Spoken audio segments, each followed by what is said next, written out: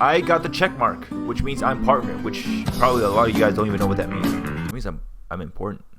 I had the partner email 3 weeks ago. I didn't see it. I was wondering why they took so long to respond. I was like, oh, they probably rejected me again. And then I look into my emails like 3 weeks ago. They're like, welcome to Twitch partner. Let's watch the Zuck. You know, I get why you might think this guy is a bit weird, but I do think he's genuine. Gives me like genuine vibes. You know? I like looking up to people who are very disciplined, right? And they have like a baseline of principles that they follow. Can you circle all the traffic lights, please? You actually did it. That is very impressive performance. The avatar representing who you are in the metaverse.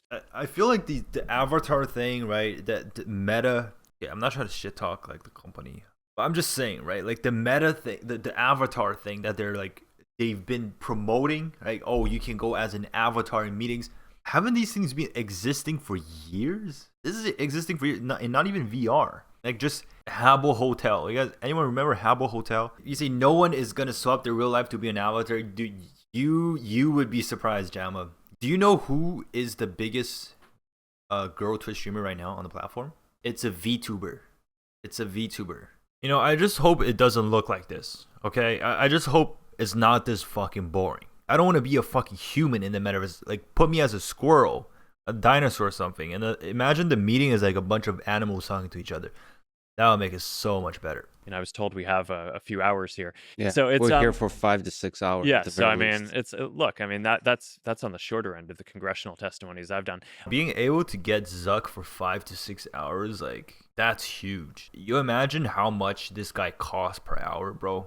It's more than any of us combined per hour in this chat right now. What is the essence that makes in-person conversation special? It's like emojis are able to convey emotion really. I don't know, man. Is it really the goal should be to emulate real life like that? Like, why can't it just be different? Why does it have to emulate real life? A big focus for us is face tracking and basically eye tracking so you can make eye contact, which again isn't really something that you can do over a video conference. It's sort of amazing how much how far video conferencing has gotten without the ability to make. You know, this whole thing about like facial expression, eye contact, I think is overrated. Like, I don't need to see my coworker to understand what he's saying. And sometimes I feel like they're more comfortable. Like, no one wants to turn the cameras on. Have you noticed that? No one wants to be seen. When you're in a meeting, you don't want to turn your camera on. You're only turning it on because other people are turning it on. Why like just turn off the camera? I will explain my thought process better if you don't see me, right? If my camera's off in a meeting and I have to think deeply about a problem, right? I feel more comfortable thinking and speaking if like no one's looking at me think right now. How is this like, why is this such an important deal? I don't get it. Let's just make the lightest and thinnest thing possible. But I want us to design the first ones that we basically went after were gaming. I haven't used, well, I've tried VR, but I don't have one. The thing with Facebook, right, is like this summer when I'm going to work at Meta, I think they give free VR for the people that work there. So I will get one and we're going to do VR chat streams. It's gonna be a hell of a ride. God. The thing is, like, I don't see anyone wearing these VR shit for work. This is so inconvenient. Like putting not to mention it's expensive as hell. It's like 1,000 or something. The added improvement, like I'm saying, like just before, the added improvement, even if you're able to see the gestures, the little eye movements, the added inconvenience of having that VR headset is not worth it from just freaking doing a Zoom call, right? Discord call. Like, I feel like these people, Mark Zuckerberg, he needs to get on Discord. He needs to get on Twitch and be a degenerate for a while and realize that, like, this is good. Like, what we have right now, we just need more people to adopt this. In VR, which it's not that far off to imagine that, because pretty soon you're just gonna be able to have a screen that's bigger than, it'll be your ideal setup and you can bring it with you and put it on anywhere and have your kind of ideal workstation. So I think that there are a few things to work out on that, but okay, I don't think that's more than 5 years off. That's actually pretty sick. Because you imagine this combined with like remote work, right? Here's the thing about remote work, right? You can't just travel, right? Even if you can, it's inconvenient as hell, because how am I going to bring my setup everywhere in the world? Like, right, I can go anywhere. I can literally go anywhere right now. But will I? No. Because, dude, I have to bring this keyboard, this monitor, this computer, mouse. There's too much shit. If you just have one VR headset, that is incredible for remote work, right? If you just put that shit on and you can work, like you can code in the VR, that's actually, like, I can see that. Oh, Phone there's or this PC. thing called laptops as well. Stuff Suck that, never heard of I'm VR coding chat. Yo, stuff. bro, It's great. you think Suck ever went into VR chat, bro? Isn't VR chat like the most used, like the biggest use case of VR right now?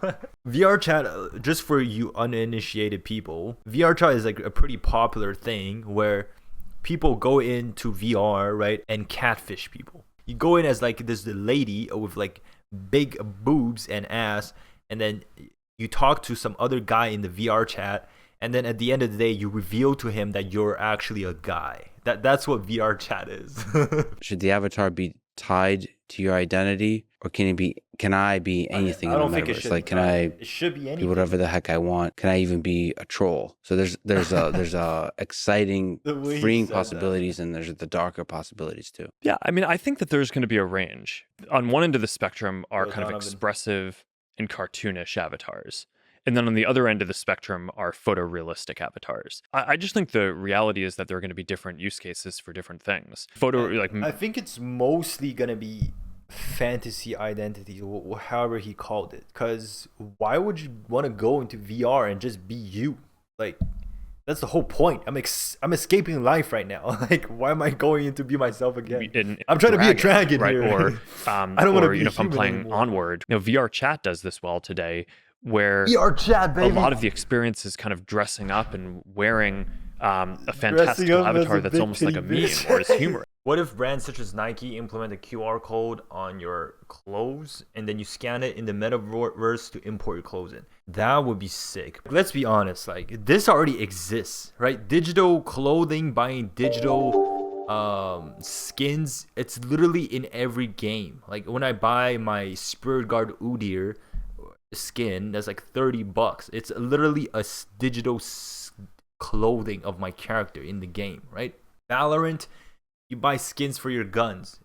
This thing already exists. If I buy a style from a designer who I care about and now I'm a dragon, is there a way to morph that so it like goes on the dragon in a way that makes sense? Yeah, that's exactly. That's and what I'm that saying. How do you guys think that will work? Like, how can you just port stuff from one like verse to another one, right? If you think about, like, in Valorant, if you have a skin in a game, how can you port that to another game? I don't get that how that works technically.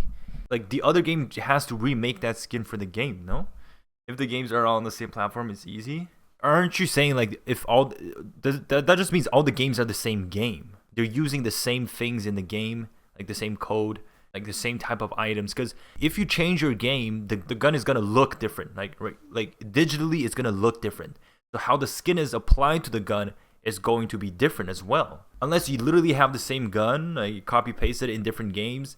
This is like a major talking point of like NFTs and shit. That's, oh, you can like reuse this in other games, but how? I don't see how technically. If Meta builds a platform that supports many universes with many games, it can be done. Yeah, in that sense, yes, but that defeats the whole purpose of it, right? The whole purpose of like decentralizing this shit, the metaverse.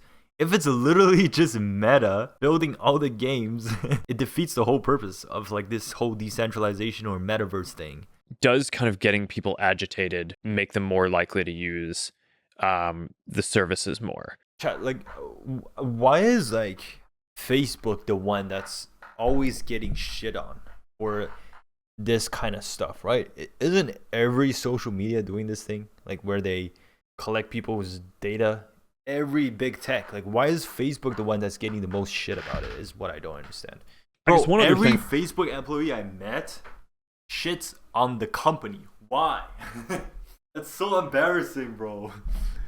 Dude, let me tell you guys a secret, right? Don't tell anyone. Person who interviewed me, Facebook, he's like, between you and me, I don't even have a Facebook account. Like, what the fuck?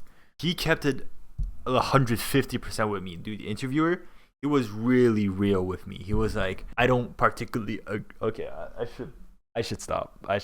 Could I potentially don't particularly agree with I should stop. be made worse. I will tell you something. The coding question he gave me, it wasn't that hard, but I struggled to solve it. And I solved it in like super brute force way, like a really bad, like really slow code I wrote, right? Like a double for loop type shit, n squared. It was garbage code. And the guy was looking at it. I was like, fuck, is he gonna fail me? And then he says this to me. You're the first person ever who wrote the solution to this question like this. I'm thinking like, oh, I fucked up, bro. Like I'm literally the worst person who have ever solved this question. And then he's like, yes, you're the first person who solved it exactly the way I did when I had the question. I was like, oh shit, we both fucked up, but you got in the company, so that means I passed, right? Like, you can't fail me because I wrote the same solution as you.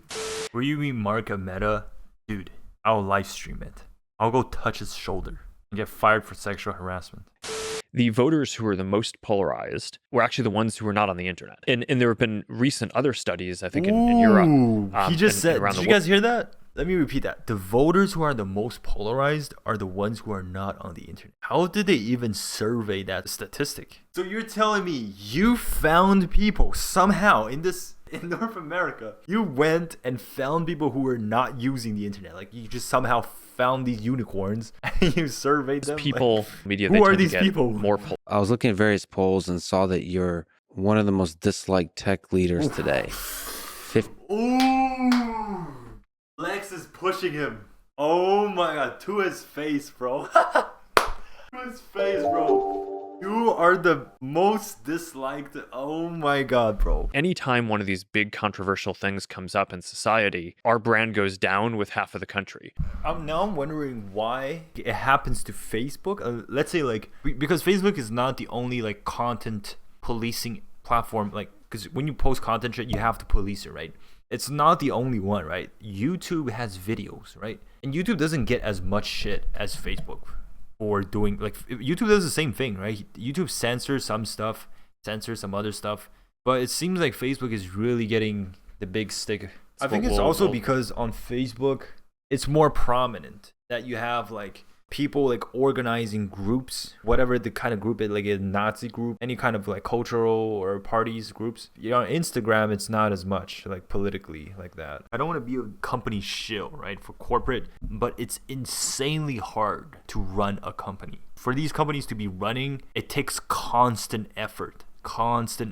If the effort is not constant, the company will go down. It will regress. Right? There's so much effort put into this. That's why I'm hesitant to like sometimes just shit on companies. Like I see it like libs on Twitter, right? The people who've never worked in these companies, it's so easy for them to like shit on these companies. When you actually notice like the workers working here, like my coworkers, I see them working so hard, right? It's not a simple thing. Didn't you say that the people who work in that company also shit on it? Yes. See, we have a reason to shit on it, all right?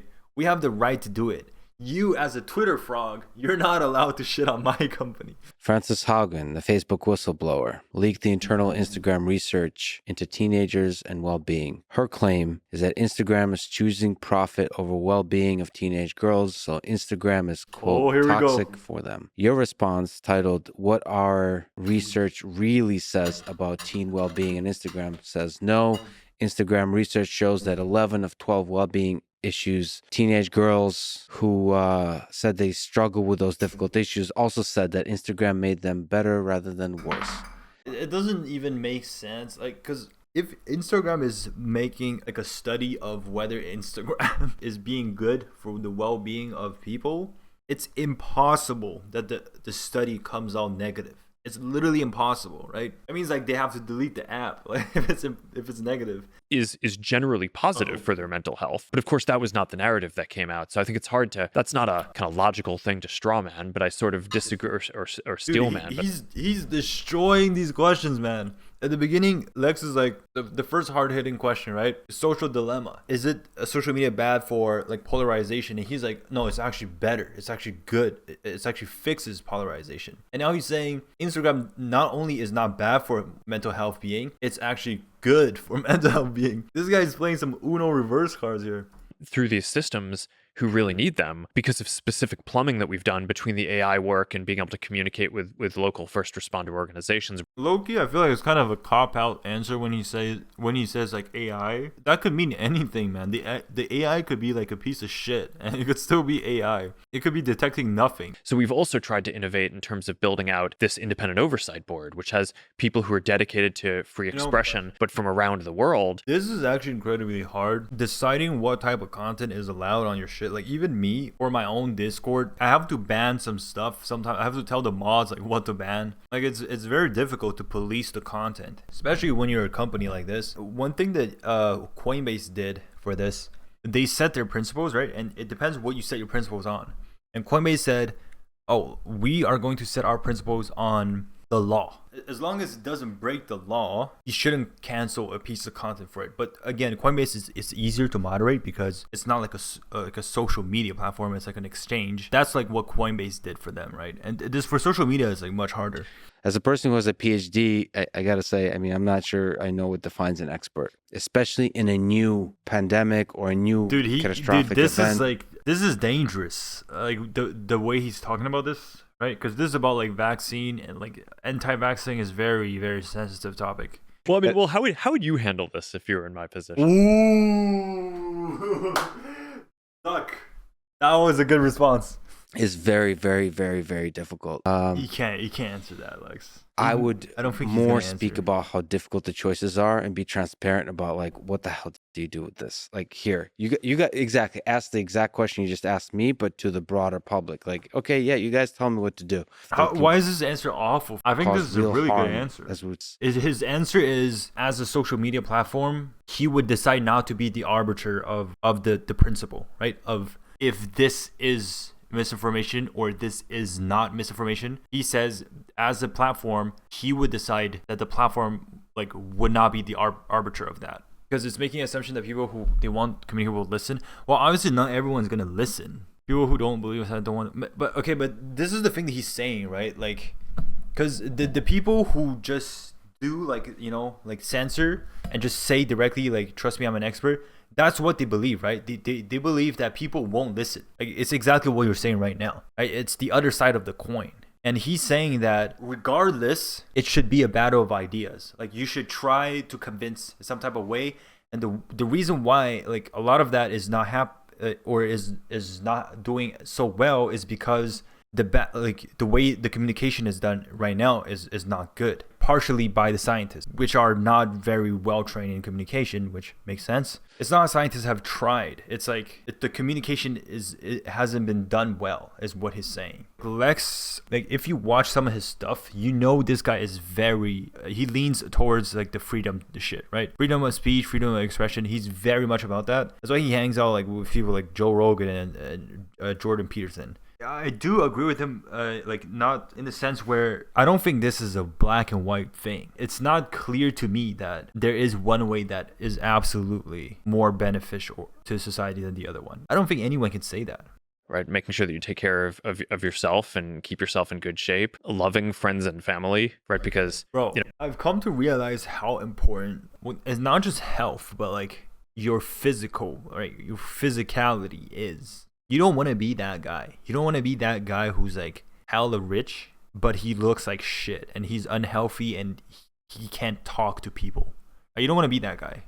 Come on, I think the most important decision you're probably going to make if you're in college is who you surround yourself with, because you become like the people you surround yourself with. That I will only hire someone to work for me if I could see myself working for them. But I think that's actually a pretty similar answer if you were choosing friends or a partner or something like that. Well, I think one of the promises of all this stuff that is getting built now. But I just want to say, like, I agree with the thing he said about being careful about who you surround yourself with. That is incredibly important. Like, I only realized that like maybe 2-3 years ago, because it really shapes who you are. You know what they say about like the 5 closest people are you, like makes who you are. Like that's true. That's actually real. Product of your environment, no way, dude. You like, it's not as simple as just product of your environment. Everyone knows product of your environment, but no one chooses who their friends are. But very few people make the effort to choose who you actually interact with. Because most of us, like, we just fall with whoever we meet, right? Like, we meet some people by chance. We just happen to meet with these people and we do stuff with them. These like random interactions, if you're conscious of it, it's much different. Do you think it's a shitty thing to stop talking to people because they don't have the same goals? No, I don't. I don't think it's a shitty thing. That's what it's mostly what happens, right? If you don't have the same goals, like, you will slowly drift apart. You are an individual, right? You can't always be with people who are not doing the same things. Like, you're not going to be advancing your own like dreams or goals or whatever. Some people do that, sacrifice like a lot of their own time to help others, right? But in reality, they're just escaping from their own goals or responsibilities. And like, you should realize that. But don't you limit yourself by not having people who have different goals and mindsets? Don't you limit your environment to being kind of like an echo chamber? No. Because the people, like, even if they have similar goals or mindsets to you, it doesn't mean it's an echo chamber, because they could disagree with you on a lot of things. It's a kind of like a broader vision that you guys are going into like the same direction. It doesn't mean that in this direction it's an echo chamber. I see what you're saying. Obviously, like, it doesn't mean you should only interact with people who does this. You should limit like your time, because you only have so much time. You have to focus on your priorities, right? Like I was saying this earlier, it's essentially the amount of information, because there's infinite information coming at you. You have to prioritize and filter which information you actually want to keep. And it's the same thing with like the people you have around. And I think it's beneficial to like meet people who have like different goals and mindsets. Just once in a while, you catch up, right? You do this thing where you catch up with friends, and the rest of the time, like, you're more focused on yourself. Ultimately, I feel like you want to live in some sort of echo chamber. Like, that is, it's a comfort zone, and it's only bad if it's causing like negative consequences for your own life. Like, if it's not advancing your career or making you unhappy, that's when it's bad. If your echo chamber is causing you to be successful in life, give me the fucking echo chamber. I have friends in trades and they low-key just shit on me for wanting to become a programmer. You need to get away from those people. No matter how strong you think you are, that shit affects you subconsciously. You know, you don't have to like tell them, fuck you guys, I'm not gonna be your friends anymore. Just make it first, then come back to catch up with them. That's what I did. I didn't talk to anyone for like a whole year when I started coding. And I learned coding and got cool ass internships and shit. And then I started coming back to like people who I used to talk. Why did you come back to them? To flex on them. Revenge, bitch. To be honest, I didn't really come back to them. It's just like I would go back on like maybe social media a bit and like interact with their posts or whatever. But revenge is good. Don't let traditional media tell you revenge is bad. Revenge is good. It makes you psychologically, it helps heal trauma. Use everything you have to fuel you. If that's ego, if that's revenge, whatever that is, right? You have inside your heart that's burning. Use it to motivate you to do what, to become a better version of yourself. You have it in you. The constraint Might as well of use finiteness. Thank you for listening, and hope to see you next time.